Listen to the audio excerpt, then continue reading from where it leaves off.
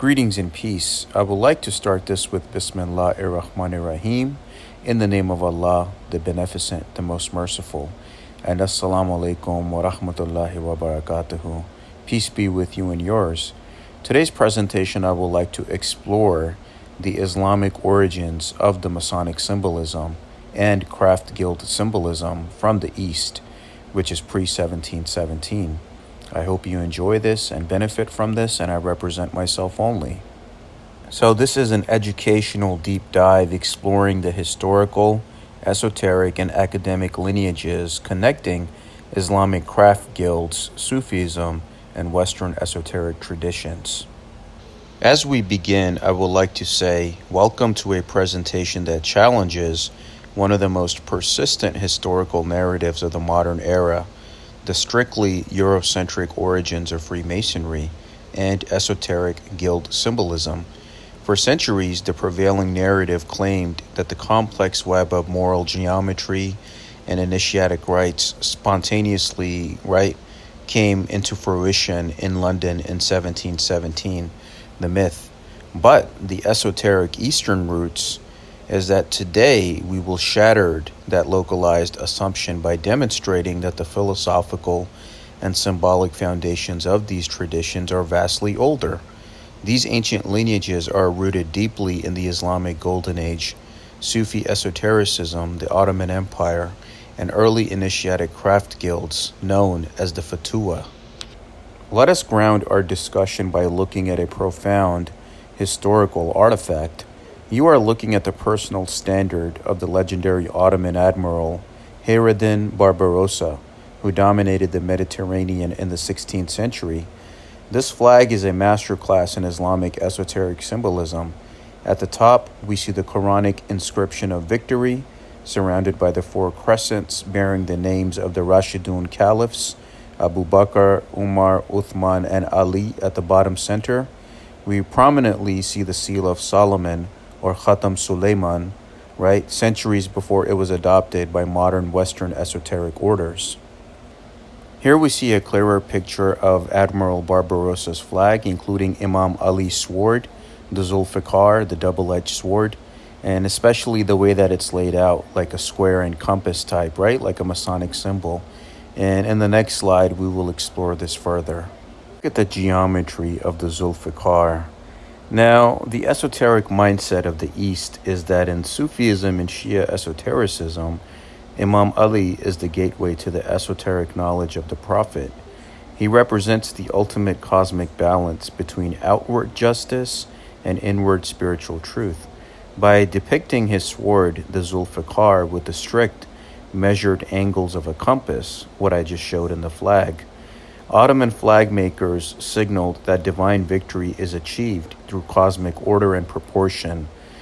Now, this idea is a precursor to Masonic thought, and the idea that a practical tool could represent a cosmic architectural principle was fully matured in the Islamic world long before Europe's speculative masonry.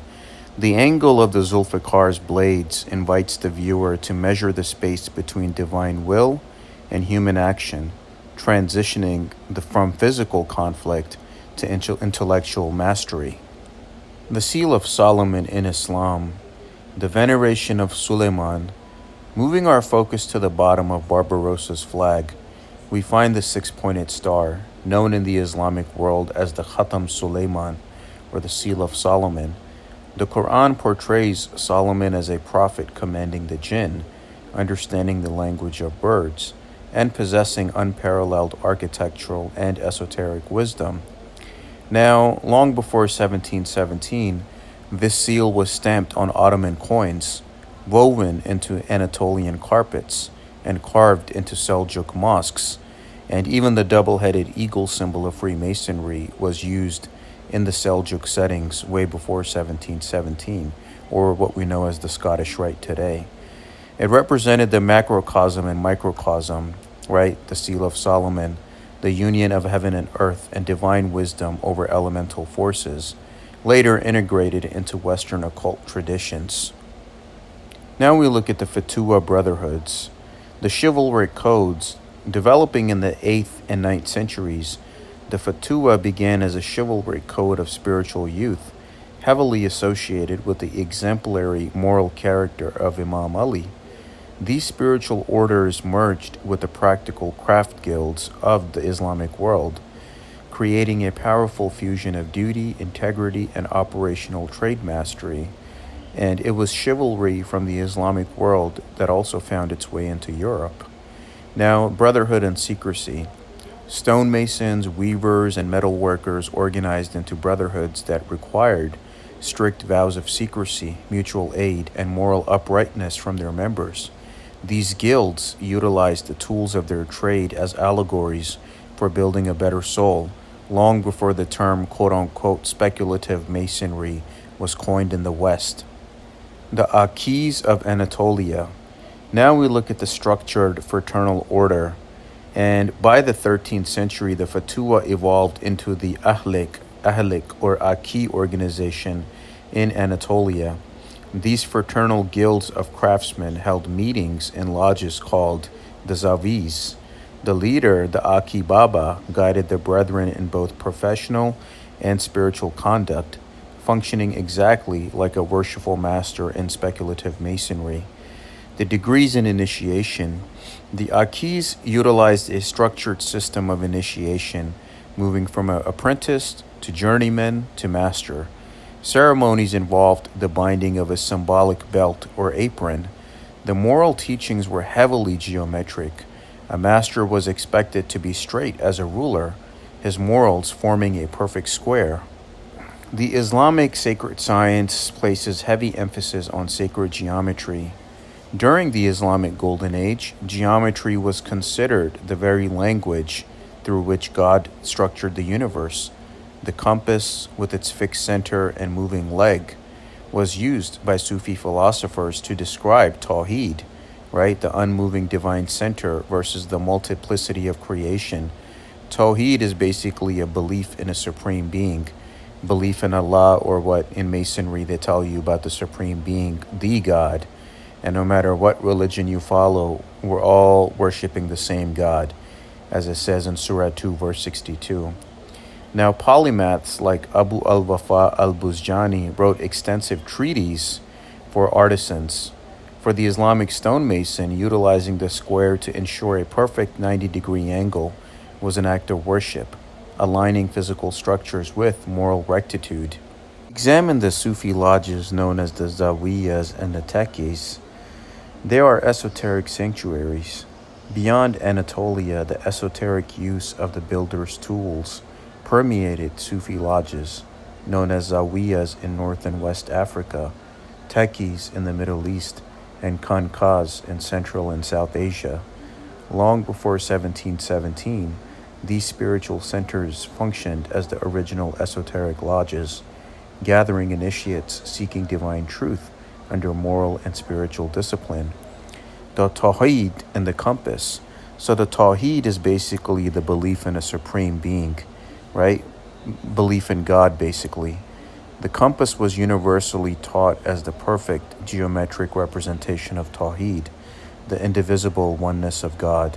The stationary leg represented the divine order, the moving leg, creation. Conversely, the square symbolized the material world, elemental balance, and adherence to Sharia, the outer law. Initiates aimed to square their actions while keeping their hearts centered on God. Here we look at the transcontinental symbols. In West African and Egyptian zawiyas, esoteric geometry was woven into the very mats initiates prayed upon. In the Bektashi and the Mevlevi tekes of the Middle East, initiates wore a symbolic belt or sash called the shad, representing being girt with moral geometry, the exact initiatic function of the Masonic apron. In the Chishti Khanqahs of India, spiritual masters compared the purification of the human heart to the dressing of a rough ashlar. Trade routes spanning Timbuktu to Delhi solidified a pre-European consensus that builders' tools symbolized the engineering of the soul. Of course, we have the Brethren of Purity, the Ikhwan al-Safa, One of the most vital links between Islamic esotericism and later Masonic philosophy is the Ikhwan al-Safa, or Brethren of Purity, operating in 10th and 9th century Basra. This secret society produced an encyclopedia of 52 epistles, placing a massive emphasis on mathematics and geometry to elevate the soul from the material to the spiritual realm. And if you look at Mackey's Encyclopedia Volume 2, they are referred to as a pre-1717 precursor, the Freemasons of Basra. Now, the Brethren functioned as an esoteric lodge. They had degrees of initiation based on age and intellect, and heavily utilized architectural metaphors. They spoke of building a spiritual ship and constructing an edifice of knowledge. Their epistles deeply influenced later Hermetic and European thinkers. And we look at the Brethren of Purity again, and we look at the above image, which resembles the three lights, right? The sun, the moon, and the worshipful master, right? The equivalent of the sheikh. And Mackey's Encyclopedia Volume 2, and page 601, also refers to them as the 9th century pre-1717 Freemasons of Basra. And their rank was by intellect and age. So their first rank was the craftsmen at 15 years old, the second being the leaders at 30 years old, the third being the kings at 40 years old, and the fourth being the prophets and philosophers at 50 years old. They taught esoteric occult knowledge with their 52 epistles, and even influenced Christian Rosencreutz and the Templars pre-1717. The corpus of Hermetic literature detailing alchemy, astrology, and theurgy was largely preserved and expanded upon by Arabic scholars. Figures like Jabir ibn Hayyan formalized alchemy not just as early chemistry, but as a deeply spiritual discipline. The transformation of base metals into gold was a metaphor for the transformation of the base human soul into an enlightened spirit. This allegorical method of teaching is the very essence of speculative Freemasonry, utilizing geometry, squares, and compasses to represent elemental forces. Crucible of Al-Andalus. Now, how did the body of Islamic guild knowledge and geometry cross into Europe? The primary gateway was Islamic Spain, or Al-Andalus. Cities like Cordoba, Toledo, and Granada were the intellectual capitals of the Western world. In Al-Andalus, Christian, Jewish, and Muslim craftsmen worked side by side. The operational guilds of Islamic Spain heavily influenced the Christian stonemasons who would later build the great Gothic cathedrals of Europe. The European stonemason inherited much of his tradition from the Moorish master builders.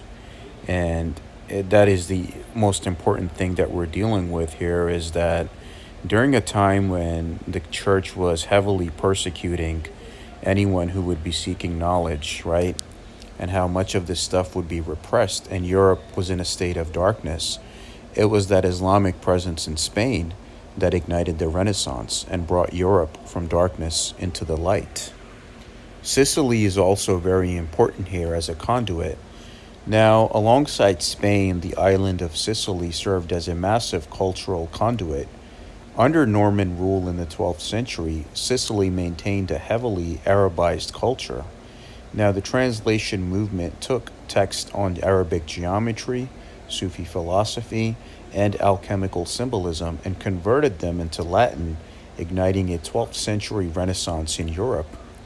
And these symbols were integrated. Through these translations, the European proto-Masonic thinkers gained access to the text of the Brethren of Purity and Al-Farabi.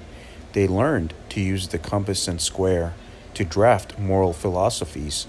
The Seal of Solomon became integrated into emerging European grimoires and esoteric texts. We also look at the Knights Templars. Now, during the Crusades, the Knights Templars were in a prolonged close contact with Islamic civilization. Beyond the battlefield, there were periods of truce, trade, and cultural exchange. The Templars encountered Islamic architectural mastery, including the Dome of the Rock in Jerusalem, which features profound geometric perfection and the ubiquitous presence of the eight-pointed star. Now, many historians argue that the Templars absorbed aspects of Islamic esoteric thought and guild organization during their time in the Levant, which they did. The transmission of sacred geometry, financial organization, and perhaps initiatic rituals from Sufi orders to the Templars heavily influenced the underground builders' guilds in Europe after their suppression. Of course, we have the Ottoman Empire, and how, as we move closer to the 17th century, and even before 17th century and after, the Ottoman Empire was an intellectual and military superpower. The Republic of Venice, the gateway to Europe, where a lot of the black nobility is based, and where the elite bloodlines were and families were based as well, was completely intertwined with Ottoman trade. Now, the Venetian merchants, diplomats, and scholars, right, the whole diplomatic circle and scholarly circle as a whole, they regularly traveled to Istanbul and the Levant, bringing back not just spices and silks, but ideas, Hermetic text, and esoteric knowledge. Now, European Renaissance thinkers like Ficino and Pisco della Mirandola were desperately searching for the Prisca Theologia, right, the ancient universal theology. They found vast amounts of this ancient wisdom preserved in Arabic and Hebrew manuscripts, sheltered within the Ottoman Empire, shaping the magical and symbolic use of the Seal of Solomon. We analyze Elias Ashmole's Arabic sources. Now, let us look at the period right before 1717. One of the very first recorded speculative Freemasons in England was Elias Ashmole, initiated in 1646. Ashmole was deeply embedded in alchemy, astrology, and Rosicrucianism. The foundation of his alchemical and esoteric studies relied heavily on the Latin translations of Arabic alchemists like Jabir ibn Hayyan and al-Razi.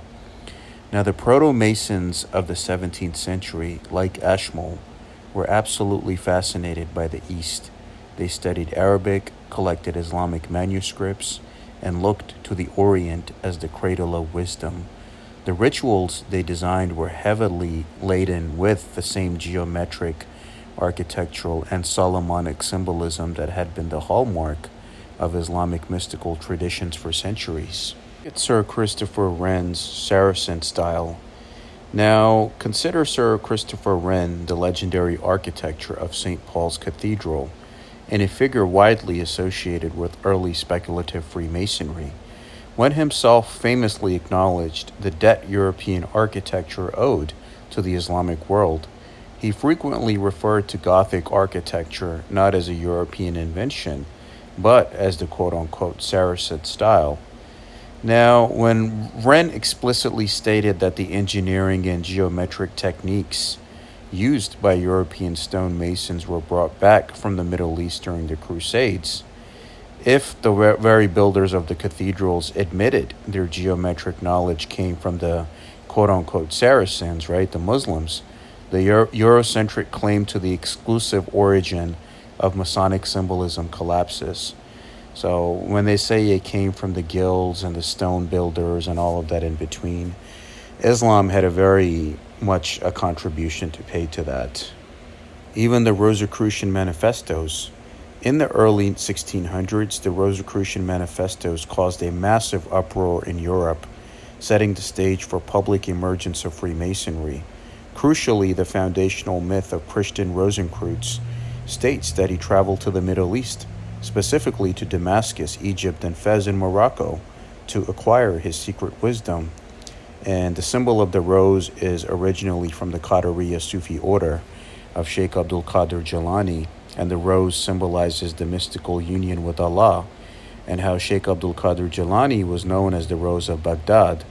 And if you look at Fama Fraternitates and all of the other manifestos, that knowledge of the East is brought back to the West, and Christian Rosenkreutz was initiated by the Sufis and Ikhwan al-Safa of North Africa and the Middle East. Now, the Rosicrucian mythos explicitly points to the Islamic world as the source of its esoteric knowledge.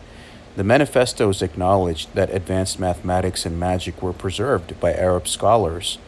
The men who would go on to form the premier Grand Lodge in 1717 were heavily influenced by Rosicrucianism, meaning their spiritual DNA was built upon a recognized debt to Islamic mysticism. Now we look at the 1717 codification, not creation, the goose and gridiron. So what actually happened in 1717? The meeting at the Goose and Gridiron Tavern in London, where 4 existing lodges formed the premier Grand Lodge, was an act of codification, not creation. They did not suddenly invent the square and compass as moral symbols on that day. They did not invent the veneration of King Solomon, nor did they invent using architecture as an allegory. It was a synthesis of the East. Now, what the men of 1717 did was formalize, centralize, and brand an esoteric tradition that had been flowing into Europe from the Islamic world for centuries.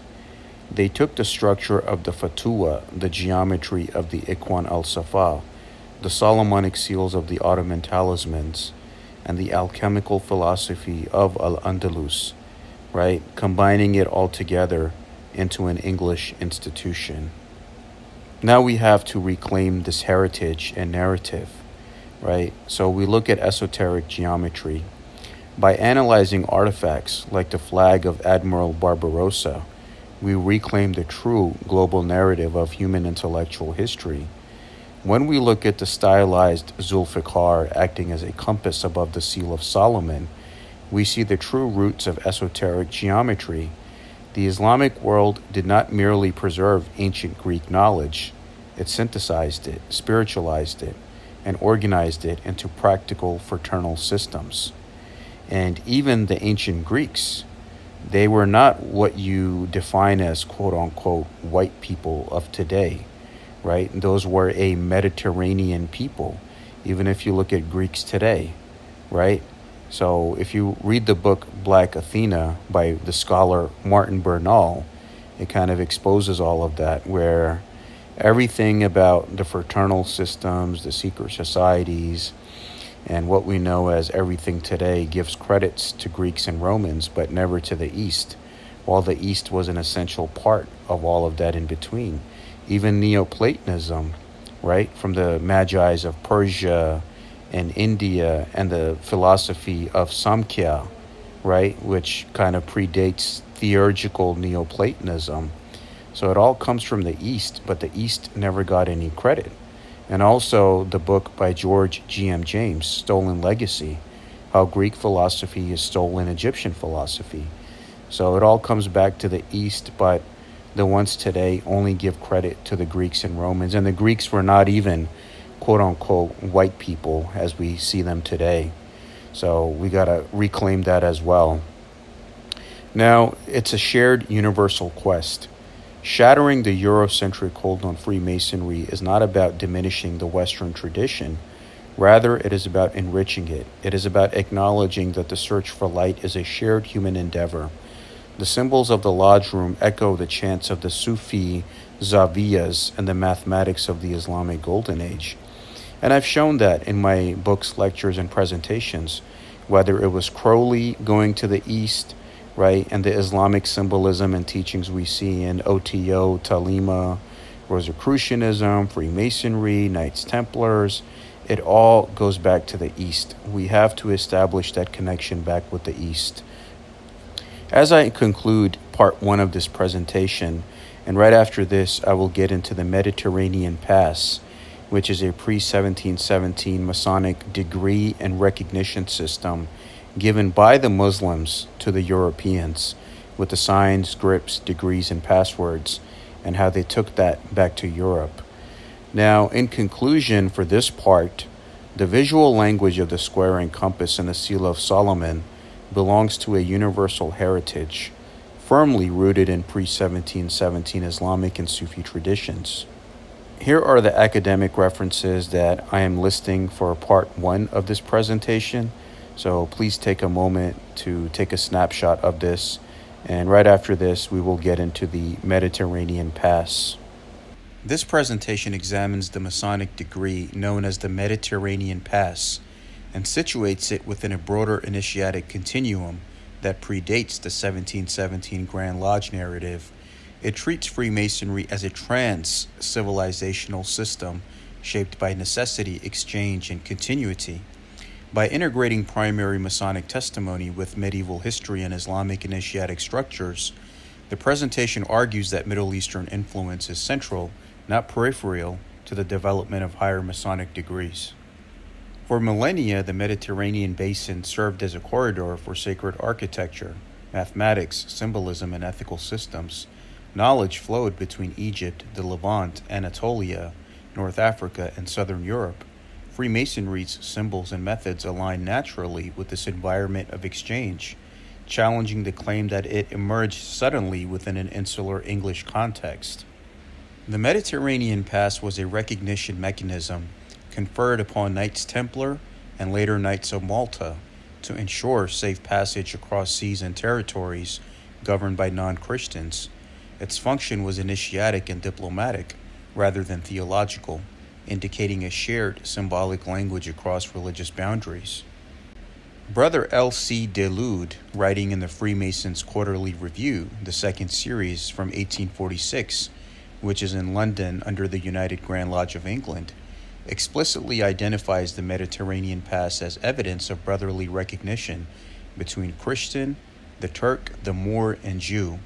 This testimony originates from a long-serving Mason with extensive continental experience and not a modern revisionist agenda. Here is the text from the Freemasons Quarterly Review, second series, 1846, based in London, the United Grand Lodge of England. Here is the text as follows. The higher degrees of Masonry are of Christian origin, via the Knights of St. John of Jerusalem, Knights of Malta, Knights Templar, and the latter certificate commences with the words, "In the name of the most and holy and undivided Trinity, Father, Son, and Holy Ghost." And here, Brother Delude talks about his own certificate in Belfast, which kind of deludes to the same. This and the drinking vessel in which the Knights Templar pledges himself are proofs and evidence of these degrees being of Christian origin. From these degrees, Jews were excluded, and none but Christians can or will be admitted, which in the modern setting, many of these lodges and appendant bodies are beginning to change many of those factors. The Order of Knights Templar commenced about 728 years ago, at the time of the Crusades, and as those knights had frequently occasion to cross the seas in divers countries of non-believers in Christianity, they were instructed and provided with certain passwords, signs, and tokens to pass their way unmolested among the Algerian and Moorish Masons. And one of those places was Cyprus, where the knights were based, and Jacques de Molay, of course, and the Naqshbandi Sufi order is based in Cyprus. So, what are the odds of that? So, 728 years ago, when this second series was published in the 1800s, was in the 11th century, so way before 1717. And here it is, an English Grand Lodge source talking about Moorish Masons, Muslim Masons, right? In the Algeria area, in the Mediterranean area, right? Masons who had their own password signs and tokens. So whether the high degrees of Masonry are of Christian origin, right, that doesn't matter, because Muslims and that Moorish Masonic Muslim system predates all of that. And those elements were added into what we know as Freemasonry today. As we continue, a mutual agreement between the believers and non-believers in Christ, the Mediterranean Pass, a degree given by the Moorish Muslim Masons, only given to the Knights Templars and afterwards to the Knights of Malta, was given to them to make use of in case of obstruction or hindrance. Even by their greatest opponents in respect of religion, it was given, received, and responded to with every token of brotherly love and friendship. By this, then, it proves clearly that an amicable brotherly agreement was established between Christian, Turk, Moor, and Jew to be recognized as brothers of the same family and children of the great architect of the universe.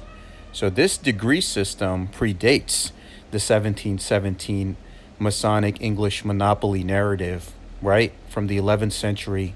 So it's there, right? And even in the Scottish Rite degrees, you see that interaction, whether it's the Knight of St. Andrew degree or the other degrees, which shows how the Muslims were already there in the picture. And even with Saladin, right? Saladin and Richard the Lionheart were brothers of the same esoteric orders, like how Masons on the opposite sides, when they recognized each other, they spared each other's lives. In the Civil War, World War II, same with Richard and Saladin, and they would greet each other with the lion's grip, Richard the Lionheart. Chivalric degrees employed Christian invocations while simultaneously operating within universal ethical frameworks. Form and function diverged without contradiction. This mirrors older initiatic systems where local religious expression concealed perennial philosophical structures. Islamic civilization preserved and expanded geometry, architecture, astronomy, ethics, and esotericism during Europe's medieval fragmentation.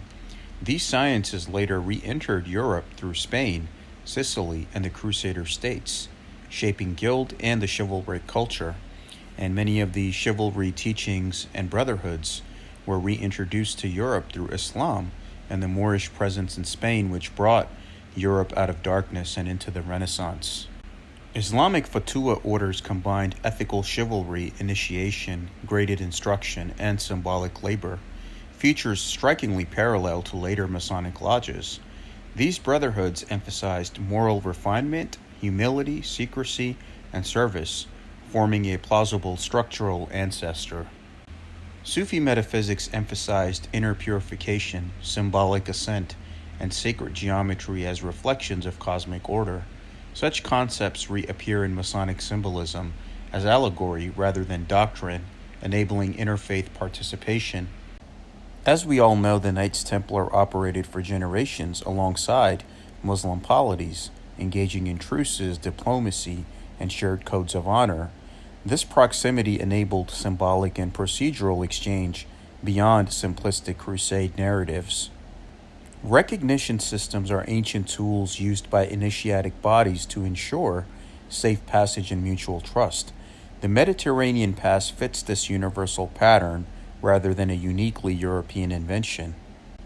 Brother Delude affirms that Jewish Masons were never refused admission in continental lodges and that Christianity was absent from symbolic workings. This reinforces Masonry's universal foundation prior to later sectarian reinterpretations. The United Grand Lodge of England formalized administration but did not invent Masonry ex nihilo, which means in Latin out of nothing. Pre-existing systems were standardized, not created at this moment. The Templar suppression was driven by political and financial motives rather than doctrinal discovery. Initiatic knowledge historically migrates under pressure rather than vanishing. Scotland's resistance to papal authorities provided a plausible refuge for displaced chivalric traditions. Scottish Masonry later preserved explicitly chivalric narratives absent elsewhere. The ancient and accepted Scottish Rite, the AASR, culminates in chivalric and Templar symbolism, indicating preservation rather than fantasy. Its structure reflects layered inheritance rather than Enlightenment improvisation. And we see in the Scottish Rite, right, even in America, quote unquote, we see at the top of the pyramid, the 33rd degree, basically shows how when the Knights Templars fled to Scotland, they basically survived and re-emerged in what we know as Freemasonry. That's the truth. And the Mother Grand Lodge of the world, in my eyes, is Scotland, not England. So that's why the Scottish Rite, and at the 33rd degree, you are given that revelation of being a survivor of the Knights Templars. So Scotland, Scottish Rite, Knights Templar, 33rd degree, and how even the hat of the Knights Templar or the hat of the Scottish Rite, right, with the 33rd, is the Templar cross. So it's basically all self-evident in that structure. We also examine Frederick of Prussia, guardian of the Rite. Frederick II of Prussia, also known as Frederick the Great, played a foundational role in formalizing the ancient and accepted Scottish Rite in the 18th century. He was not just a monarch, but a philosopher king, deeply interested in mysticism and Masonic ideals. Under his influence, the Scottish Rite became a vessel for the esoteric teachings of the Knights Templar, and he is credited with safeguarding their deeper secrets within the structure of the 33 degrees. Frederick's vision was not about ritual for ritual's sake. It was about preserving light through dark times. Here is a snapshot of the Freemasons Quarterly Review, the second edition or the second series, based in London with the United Grand Lodge of England in 1846. And even here they honor Frederick the Great in terms of the 33rd degree Supreme Council. And I wanted to put a snapshot of this. I remember when I did a video on Freemasonry in Pakistan, my home country, Pakistan, right? And if you go to the UGLE's website, they have the foreign Grand Lodges section, right? The Grand Lodges that are recognized. And they had the District Grand Lodge of Pakistan listed there because it still exists after they were removed from Pakistan in 1972. They are exiled and survive under England. And one of the lodge, Quetta Lodge, also meets in London. So after I had made my video, and then you check the website, they had removed the listing of the District Grand Lodge of Pakistan. So in case like they removed the internet publication of the Freemasonry Quarterly Review, right, from 1846, because it mentions the Mediterranean Pass degree. So that's why I'm posting this here for the record. As we see the 33rd degree, we learn the true oath. In the 33rd and final degree of the Scottish Rite, the initiate is given a shocking revelation that he is symbolically the spiritual descendant of the true Knights Templar.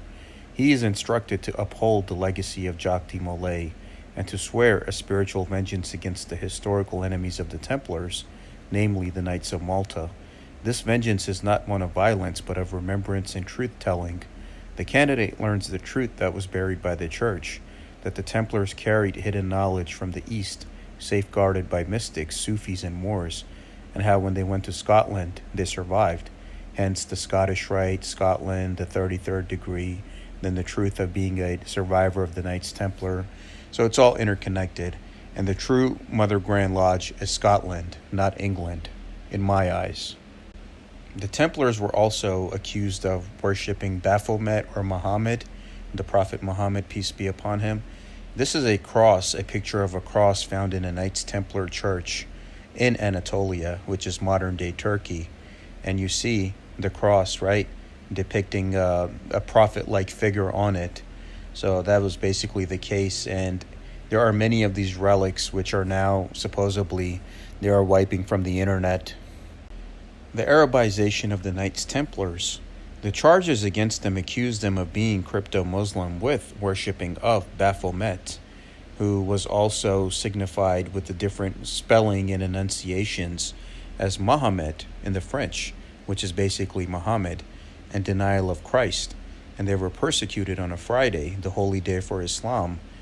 The Templars made treaties in the Holy Land with Muslims contrary to French interest and betraying Frankish armies to Muslims during periods of conflicts. Robert of St. Albans, an English Knights Templar who converted to Islam and married Saladin's niece. In the 1270s, the Templar commander in Sidon, Matthew Savage, also spelt Sermaj, and the Mamluk ruler of Egypt, Sultan Baybars, were blood brothers. And Hugues de Paynes, the co-founder and the first Grand Master, was a descendant of Moorish Sufis, and he was inducted into the mysteries by his grandfather, who was a Moorish Sufi as well. And if you look at the Pagani family crest in Sicily, you see the heads of the three Moors on there, which is also connected to Hugues de Paynes. This is another source that has been kind of wiped out from the internet in terms of the London Evening News clipping from September 3rd, 1918, which shows that Freemasons in Palestine, not the so-called entity that we're dealing with today that claims superiority in that part of the world. So Palestine was always there. So Freemasons in Palestine from September 3rd, 1918, have held a Masonic meeting on the historic site of King Solomon's Temple, where Freemasonry is supposed to have originated about 1000 BC. This meeting was organized by members of the New Zealand Expeditionary Force in Palestine.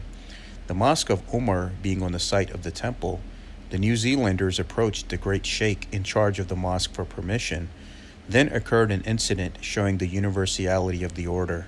The sheikh listened to what the strangers had to say, and then to their amazement and surprise, he asked if there were any Masons among them. The rest was easy. He declared himself a Mason, and at the meeting he acted as one of the guards of the lodge. The place within the mosque where the meeting was held is known as the Cave of the Rock of the Dome, and is believed to have been the Holy of Holies of the old temple, as it is today the Mosque of Omar. Soldiers of all ranks were present, and after a lodge had been duly constituted and opened, resolutions were passed, conveying fraternal greetings and good wishes to the various Grand Lodges to the Lodge in New Zealand and the Brethren on service in France. Middle Eastern symbolism in high degrees. Temple imagery, sacred geometry, numerology, and cosmic architecture originate in the ancient Near East. These entered Europe primarily through Islamic and Jewish transmission. The great architect of the universe. This concept enables philosophical monotheism without sectarian dogma. Its framing aligns naturally with Islamic and Jewish theology. So basically Tawheed, right? To believe in a supreme creator. Common objection, no written proof. Initiatic systems transmit orally and symbolically. Absence of bureaucratic documentation is expected, not suspicious. Primary testimonies like deludes carry weight precisely because they predate modern polemics. Common objection, romantic Templarism. This analysis avoids sensational claims and relies on structural continuity and documented practice. Ritual survival does not require institutional survival. Common objection, the English centrality. English Masonry reflects one regional expression, not the totality of the tradition. Continental and Middle Eastern data challenges this monopoly narrative. Why the Mediterranean past matters? The past is material evidence of interfaith initiatic recognition. It undermines claims of rigid medieval sectarianism. We have to look at this from beyond the European monopoly, that civilizations advance through exchange, not isolation. Freemasonry reflects this universal law. And for those that have seen my work throughout the years and my books and presentations, you see it, whether it's Freemasonry, Knights Templars, right, Rosicrucianism, OTO, Thelema. There is an Eastern influence and origins that are there, which have been proven not only by myself but other people. So, the monopoly and the supremacy and the isolation needs to stop, and that bridge between East and West needs to be established again for everyone's benefit. The conclusion for the first half of this presentation is that Freemasonry is best understood as a Mediterranean and Middle Eastern heirloom refined in Europe. The 1717 myth dissolves under primary evidence and comparative analysis. Here are references and sources I recommend for the first half of this presentation, especially the Freemasons Quarterly Review, the second series from 1846, which basically has the aspect of the Mediterranean past and the degree structure, and of course the other books that I recommend here as well. So take a moment and please take a snapshot of this. Now we examine the second half of this presentation. Who are the true Knights Templars? And this is inspired by Brother Salim Hakim of Prince Hall Lodge number 57 in Philadelphia.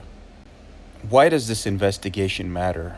We see that modern Freemasonry is full of theater and regalia, but rarely substance. Amid the confusion lies the legacy of the Knights Templar, portrayed as Christian warriors, yet embedded in Masonic tradition. This presentation pulls back the curtain to expose that, number one, the real Templars were defenders of all faiths. They were not the ignorant bigots that exist today who use the Templar symbolism of Deus Vult and all of that nonsense. Their roots and alliances reached into Islamic, Sufi, and Moorish mysticism, as shown in the Mediterranean past degree. And the Scottish Rite, not the York Rite, carries their spiritual DNA. The York Rite illusion. The York Rite parades Templar knights in European pageantry, swords, white robes, and crosses. Yet these same orders deny any meaningful connection to Jacques de Molay or his true purpose. Oh yeah, modern Freemasonry has nothing to do with the Knights Templars. Yeah, okay, whatever. They want the image, not the sacrifice, the symbol, not the soul. What actually happened to the Knights Templars? By 1307, the Templars were wealthy, powerful, and international, and that scared the papacy. Pope Clement V and King Philip IV of France conspired with the Knights of Malta to betray them. Accusations of heresy, brotherhood with Muslims, and protecting hidden doctrines led to Jacques de Molay's execution, but their legacy survived underground. The historical lie of the Knights of Malta. The Pope gave all Templar assets to the Knights of Malta, their rivals. Today, the York Rite falsely claims both Templar and Maltese traditions. This is historically absurd. The Malta Knights were enforcers of church orthodoxy, not preservers of Templar wisdom. We look at the Scottish Rite, the true vessel, the ancient and accepted Scottish Rite, the AASR, especially the 30th through 33rd degrees, upholds the true esoteric legacy. The Knights Kadosh are guardians of mystical knowledge, seekers of truth, not crusaders. The Knights of Kadosh and St. Andrew. The Knights Kadosh purify the soul. The Knights of St. Andrew serve as vigilant stewards of sacred principles. These degrees represent humility, wisdom, and service, not theatrical swordplay. Of course, besides the Mediterranean Pass, we see the secret alliance between Templars and Shriners. In Jerusalem, Christian Templars and Muslim Shriners began mutual respect while guarding holy sites. They exchanged scriptures and prayers.